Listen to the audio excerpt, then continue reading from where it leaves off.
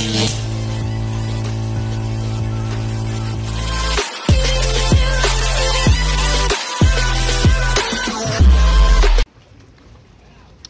sa magandang araw sa inyo mga kabroses. Bagamat naulan dito, ay tuloy pa rin yung ating ginagawa rito.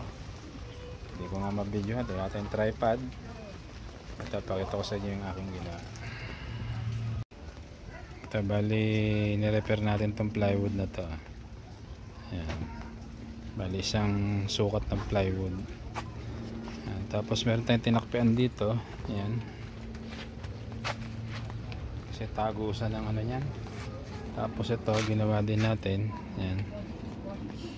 Ayan. Kasi putol din to, putol.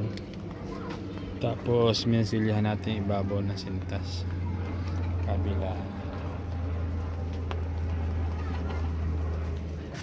Ito pa nga yung ating at naulan, no? Kaya tayo napatigil, umuulan. Nalagari natin, mirere pa rin pa tayo dyan. Yung epoxy natulo. Bali mag-alas 2 na nang umulan. Ayan, bali na repair na natin yan. Ayan. Ayan.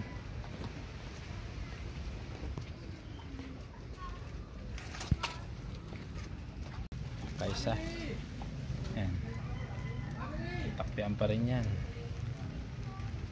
Tapos sa kabila meron pa rin. Maraming takpiin tong bangka na to. Maraming putok-putok sa gilid ng baol. Sa loob meron pa rin eh.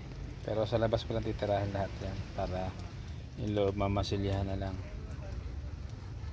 Ayan mga kabrosis. At maya na update ko na lang uli kayo. At natila-tila na ulan.